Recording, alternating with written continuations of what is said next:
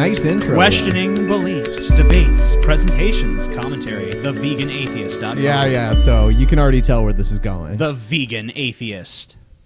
Welcome to Versus. This new video series is all about taking on popular theists, I think I've not and YouTube personalities. Hold on, I've not seen this, but I've heard of this. So I actually have heard of this video, but I never bothered to actually check it out. So I guess that now I get to do my real time response to what it is.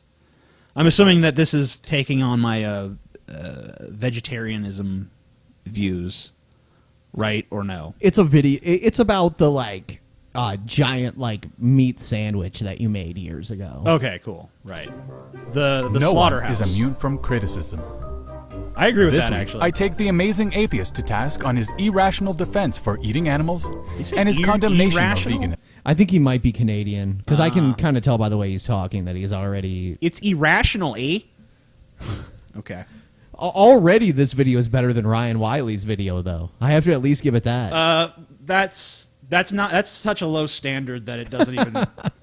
That's like saying, "Hey, this one's better than a piece of fucking dog shit." Yeah. For those who may not know, the amazing atheist, also known as Everyone TJ, knows. is an infamous atheist vlogger who I find antagonistic, vulgar, and Vulgar. infinitely opinionated, often to his own detriment. You're either a fan or you hate him.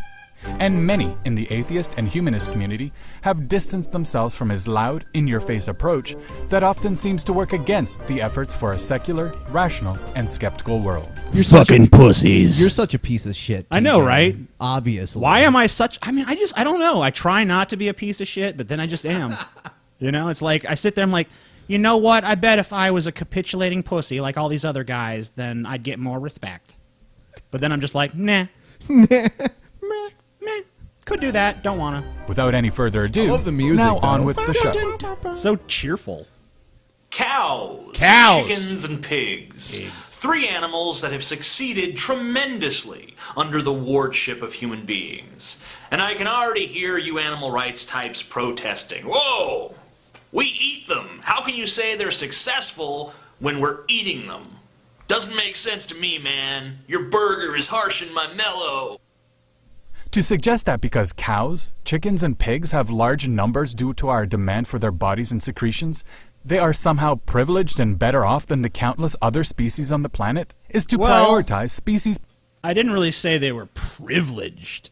I mean, the argument here is like, you measure the fucking success of a species by, is this species numerous? Is this species successfully propagating new generations? I mean, like, it's not like the lives of wild pigs and wild chickens and wild fucking cows are some, like, meaning-laden fucking existence that's just so, like, deep and beautiful and poetic. I mean, they're like any other biological organism on this planet.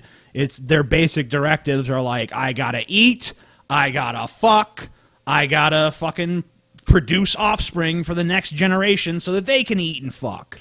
And that's really like the struggle of life. And only when you get to a certain level of cognitive development do you start searching for things like answers and meaning and, you know, creating an architecture of thought that transcends, you know, that pretty meaningless sort of existence that most life forms on the planet have to deal with. I mean, human beings struggle with the meaninglessness of it all. But these animals don't struggle. I mean, they just accept their reality as it is. Now, that being said, my position on things like factory farming has definitely evolved, largely due to my discourses with the vegan community. I'm kind of put in an awkward position here of defending a video that I myself no longer fully agree with, but I guess I'm just going to try to explain what I meant. So, we can proceed. Okay. Population over the quality of life and an individual's right to life and freedom. Perhaps from a purely evolutionary standpoint, if a large species population could be made sustainable, it would be considered better than a smaller species due to the better chance for species survival. Well, that's what I was saying. But from a moral perspective, it's much more important to consider the quality of life rather than the quantity of it. Mm-hmm. Having said all this, It is readily apparent that keeping 58 billion animals is not sustainable, and a major strain on the environment and our health. Often I find it helpful to abstract these arguments into the human context and see if we find the arguments satisfying. Would it be better there's kind of to an have 15 I'll let him complete this thought before I interject. billion people on Earth who struggle to survive and maintain healthfulness? Or would it be preferable to have a smaller population of, say, 5 billion people and have enough resources and opportunity for a higher quality of life? If we use the amazing atheist's argument that more equals better, then why would that not be the case in the human context? At the end of his less than the problem with taking things into the human context is that there's an inherent difference between human beings and most of the animals that we're talking about here, which is that we are far more cognitively developed than any other animal on the planet. You know, I mean, there's some animals that are pretty impressive in their cognitive abilities. There's like a lot of birds that are very intelligent. Most whale species have pretty profoundly complex emotional lives, especially like orcas and shit, dolphins. But I mean, like a pig might be like clever, or a cow might be friendly, but it really doesn't have the same level of self-awareness that a human being has. So trying to treat them like it's an interchangeable criteria, I mean, like, where do you draw the line there? I mean, can we extrapolate something about animals from, like, a bacterial colony? Because, I mean, like, what's good for bacteria and what's good for an animal and what's good for a human being, which is, of course, still an animal, but kind of distinctive in this context because of, you know, the more developed cognitive capacity, the more developed emotional capacity, the ability to form intellectual concepts of what the world is and what our purpose is here. Like, the moral argument that he's making right now, like, no animal other than a human being could ever grasp the argument that he's making, for instance. So I don't know that it necessarily jives completely. And I think that maybe I was being a little simplistic when I was just putting out like a more is better philosophy. Because as I said, my position on factory farming has changed pretty significantly since this video was made. But I'm just going to try to play devil's advocate for the position I had at the time. How long ago would you say that video was made? I think about 3 or 4 years ago. Okay. Maybe a little longer, or maybe not as long. I don't know. Ben, you know my perception of time and shit. I mean, it could have been last week for all the fuck I know. No, definitely not. Reasonable argument, TJ acts out in the stereotypical and wholly inaccurate representation of a vegan as a hippie. While there are no doubt some hippies that are vegan, I would wager that the large majority of people who self-identify as such are not vegan or even vegetarian. This association is an attempt to dismiss vegan arguments by aligning the concern of other animal species. I mean, I don't have facts to back this up. I mean, like, that's obviously, like, meant for a more, like, humorous tone. I mean, I'm not really trying to use that to dismiss the argument. It's kind of like when I make fun of, like, a religious right person, I always launch into this here redneck accent, talk like this. I mean, I guess it's kind of a form of mockery, but it's not really meant to be seriously considered as an argument or to necessarily undermine my opponent's positions. It's really just designed to have a little fun at their expense, you know? Yeah. That's all I'm doing there. To the free love and heavy drug use of the 1960s. This is an obvious ad hominem attack and beneath anyone who values reason. Also, I fucking and am a evidence. hippie. I mean, I have long hair. I fucking smoke weed like nonstop. I mean, I believe I'm not quite a pacifist, but I'm pretty fucking close. So and I love fucking music from the 60s, like slow, groovy shit. So I'm a hippie. So I'm not really, like, I'm not going to be the person that's trying to make the hippies out to be a bad thing. I'm pro-hippie. Fuck you. You hippie-hating piece of shit. The red jungle fowl, progenitor to the modern chicken, is an obscure bird confined to a lonely corner of Asia. The chicken, on the other hand, is a dominant global force. There are 8 billion chickens on the planet. They outnumber us. Cattle have been And they're really domesticated for fucking over tasty. 10,000 years. There are 1.3 billion cows. Pigs have been domesticated for about as long, and there are 2 billion pigs on this planet. Also, I am a pig, so... In this clip, we find the amazing atheist painting a skewed picture of reality using emotion-laden terms in which he claims that the obscure red jungle fowl is confined in a lonely corner of the world, He is. while the modern domesticated chicken is supposedly How is that inaccurate? I guess he'll explain, maybe. a dominant global force. Here we are being led to believe that the wild animal who is free to make their own choices, who they mate, where they call home, what they eat, and how long they live. Hold on. The chicken is okay. A chicken is not making any choices. Okay, it's a biological engine that's driven completely by its instincts. That's why we know how a chicken is gonna fucking behave. You know, like, we don't see chickens like, I'm gonna fucking fuck you, mom and dad. I'm going off to fucking start a fucking improv group with my friends. You know, like, that doesn't happen. You know, a chicken is like, I'm gonna find a fucking another chicken to fuck, and I'm gonna fucking lay some eggs, and I'm gonna raise some offspring, and I'm gonna fucking eat, and I'm gonna shit, and I'm gonna die. That's all the fuck a chicken does. It doesn't lead some rich, emotionally fulfilling fucking existence. That chicken's parents know that it's just going through a phase, TJ, and it'll grow out of it someday. Yeah. Have actually got the wrong end of the stick.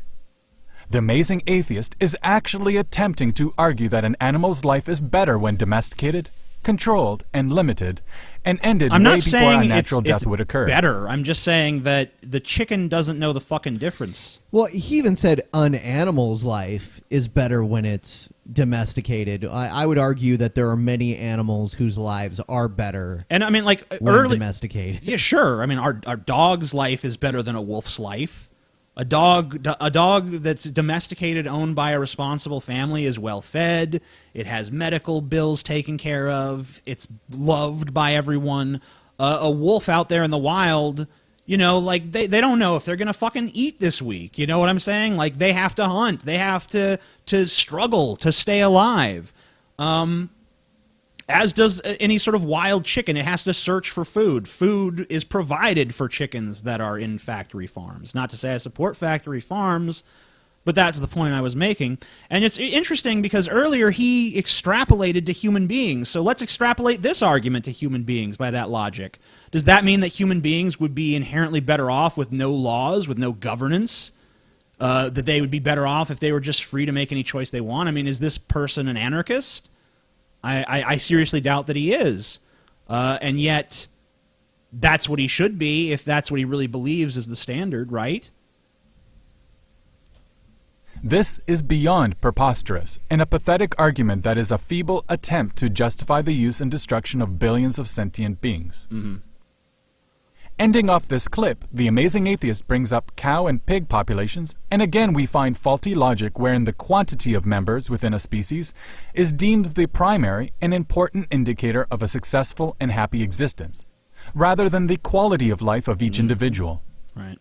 There is a place and time to look at the whole species and make decisions that benefit the large majority, and then there are times that the rights of the individual are of primary concern. We recognize that the rights of the many do not outweigh the rights of the few. If we believe that only the species as a whole matters, and individual rights come secondary, we would have to be okay with forcing some humans into painful biomedical experiments, or act as forced organ donors. One healthy adult has enough body parts that could in theory help dozens of people survive or have an improved quality of life. Once again, a fundamental difference between human beings and animals. Human beings are animals, but there's a difference between us and every other animal. And that is the fact that we have this level of cognition. We've already addressed this argument, really. There's no reason to get into it again. It applies again here. Life. Yet we reject a society that would allow such disregard for bodily autonomy. Mean Meanwhile, there are about Mean 20 to fucking 40,000 while. I love lions, that. 200,000 gorillas, and about 100,000 wolves. So, why do lions, gorillas, and wolves suck at proliferating their genes compared to cows, chickens, and little piggies? You know why, folks? It's 'cause we don't eat them. The amazing atheist furthers his irrational arguments by listing out the comparatively small wild populations of lions, gorillas, and wolves. What's interesting is out of all the animals he could have chosen, he lists 2 predators and 1 endangered species. Predatory species almost always have populations smaller than their prey, because without sufficient food, the predatory species declines. There is a natural ebb and flow in the predator-prey population dynamics, and when the prey species is either being overly hunted by the predators or exterminated due to human interference, the natural population of the predator will decrease as well. In regards to the inclusion of the endangered gorilla into his list, he has failed to point out that this species has been poached for bushmeat and sport, had their habitat destroyed, and suffered massive losses due to the Ebola virus in Central Africa. The amazing atheist has specifically cherry-picked predators and endangered animals to contrast against the unsustainable mass production of farmed animals. Those cherries look delicious. But saying that it's the result of human activity doesn't really negate the point. I mean, we are still, like, as I said before, human beings are animals. We're competing with other animals. Aren't human beings predators to some degree as well? Sure. I mean, well, we're probably the most successful predators of all time, and we figured out a way to basically control our prey population and just kill them at will. You know, I mean, like, most animals, if they want meat, they gotta hunt. A human being, all he has to do is go to fucking Burger King and drop, like, a fucking couple of dollar bills on the counter. But, I mean, the point is that these animals that we have no use for, there's not too many of them. And the lion population, the lions, I think, are on like 10% of the range they used to have in Africa, or maybe less than that. Gorillas, their population's been decimated. I don't remember what the other animal was that I mentioned, but their population has been decimated by human beings. And I'm against that. I mean, I'm for the conservation of nature. I consider myself to be ecologically minded. But I don't think my arguments are fallacious. I don't think you defeated them. I don't think that your counter-arguments have been very effective. I don't know. Does this keep going? Yes, it. Oh, okay. Yeah, it goes on for a little while. All right. Well, I don't know. Is there anything else that you'd like me to respond to in it? 'Cause I mean, all he really does, like, he says that, you know, when you eat the big sandwich, you're just trying to, like, piss people off and that kind of shit. oh, well, that's true. Yeah. I mean, that's a good point. I mean, I was trying to piss people off, and it was fun, and I liked it. I do things to piss people off to this day. So that's not much of an argument. I mean, that was obvious.